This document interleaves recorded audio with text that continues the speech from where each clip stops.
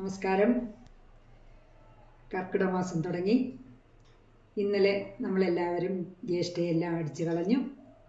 ഇന്ന് കർക്കിടകത്തെ വരവേറ്റു. വരവേൽക്കുമ്പോൾ നമ്മൾ ഒരു കാര്യം ഓർമ്മിക്കേണ്ടതുണ്ട്. നമ്മൾ ശ്രീ ഭഗവതിയും മക്കളെയും വിളിച്ചു വരുത്തുവാണ് നമ്മുടെ വീട്ടിലേക്ക്. ജ്യേഷ്ഠയെ അടിച്ച് പുറത്ത് കളയുമ്പോൾ ഭഗവതിയും മക്കളും വായുവെന്നും പറഞ്ഞാണ് നമ്മൾ വീട്ടിലകത്തേക്ക് കയറുന്നത്. നമ്മൾ വീടെല്ലാം ശുദ്ധമാക്കി ഇന്ന് രാവിലെ ഭഗവതിയുടെ നാമങ്ങൾ ചൊല്ലുകയാണ് പ്രധാനമായും. രാമായണം വായിക്കുക എന്നുള്ളതാണ് കർക്കിടക മാസത്തിലെ പ്രാധാന്യമെങ്കിലും ആദ്യം ഒരാഴ്ചയെങ്കിലും, അതായത് 7 ദിവസമെങ്കിലും നമ്മൾ ഭഗവതിയെ പൂജ ചെയ്യണമെന്നാണ്.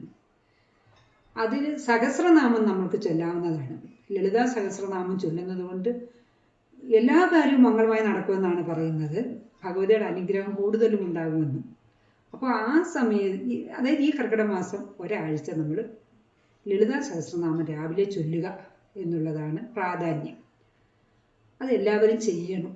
പിന്നെ ദേവിയുടെ നാമങ്ങൾ ചെല്ലാം. അത് ഇരിക്കുമ്പോഴും നിൽക്കുമ്പോഴും നടക്കുമ്പോഴും എപ്പോഴും നമുക്ക് ചെല്ലാവുന്നതേ ഉള്ളൂ. അതിനുള്ള സൗഭാഗ്യങ്ങൾ നമുക്ക് കിട്ടും. അത് കഴിഞ്ഞിട്ടാണ് നമ്മൾ രാമായണം വായിക്കുന്നത്. രാമായണം വായിക്കുമ്പോൾ രാമായണത്തിൻ്റെ അറിയാമല്ലോ, കുടുംബമാണ് രാമായണം. കുടുംബത്തിൻ്റെ സാഹോദര്യ സ്നേഹം, ഭാര്യ സ്നേഹം എല്ലാം അതിൽ ഉൾക്കൊള്ളുന്നതാണ് രാമായണം. അപ്പോൾ ആ രാമായണ മാസത്തിൽ നമ്മൾ ചെയ്യേണ്ടുന്ന ആദ്യത്തെ കർമ്മമാണ് ഞാൻ ഈ പറഞ്ഞത്. അത് ചെയ്യുന്തോറും നമ്മുടെ വീട്ടിലെ ഒരു വിവാഹം മുടങ്ങിയതാണോ, അല്ലെങ്കിൽ ഒരു വീട് ആഗ്രഹിക്കുന്നവരാണോ, അല്ലെങ്കിൽ എന്തെല്ലാം ആഗ്രഹങ്ങൾ മനുഷ്യരുണ്ടാവും. പക്ഷെ അതൊന്നും നമ്മൾ ദേവിയോട് പറയേണ്ടുന്ന കാര്യമില്ല. നമ്മൾ ഈ മന്ത്രം ചൊല്ലിയാൽ മതി.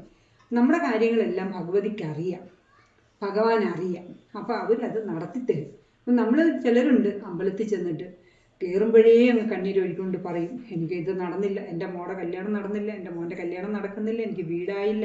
ഒരുപാട് പരാതികളുമായിട്ടാണ് നമ്മൾ ചെല്ലുന്നത്. പക്ഷെ അതിൻ്റെ ഒന്നും ആവശ്യമില്ല. നമ്മൾ കയറി അങ്ങോട്ട് ചെല്ലുമ്പോഴേ ഭഗവാൻ അറിയാം നമുക്ക് എന്താണ് വേണ്ടത്, എന്തിനാണ് നമ്മൾ ചെന്നത്, എന്തിനാണ് ഭഗവാനെ കാണാൻ ചെന്നത്.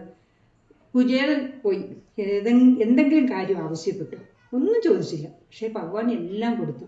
അതുപോലെ ആയിരിക്കണം നമ്മൾ അമ്പലത്തിൽ ചെല്ലുമ്പോൾ ഒന്നും ചോദിക്കേണ്ട.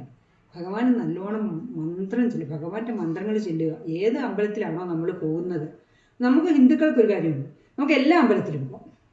ഗണപതി ആവട്ടെ, അയ്യപ്പനാവട്ടെ, മുരുകനാവട്ടെ, ശിവനാവട്ടെ, പാർവതി ആവട്ടെ, ഈ വിഷ്ണു ആവട്ടെ, ഏത് അമ്പലത്തിൽ നമുക്ക് ഹിന്ദുക്കൾക്ക് പോവാം. അപ്പോൾ അവിടെ ചെന്നിട്ട് നമ്മൾ ചെയ്യുന്ന ഒരേ ഒരു കാര്യം ഭഗവാനെ നല്ലോണം മന്ത്രം ചൊല്ലി സന്തോഷപ്പെടുത്തുക എന്നുള്ളതാണ്.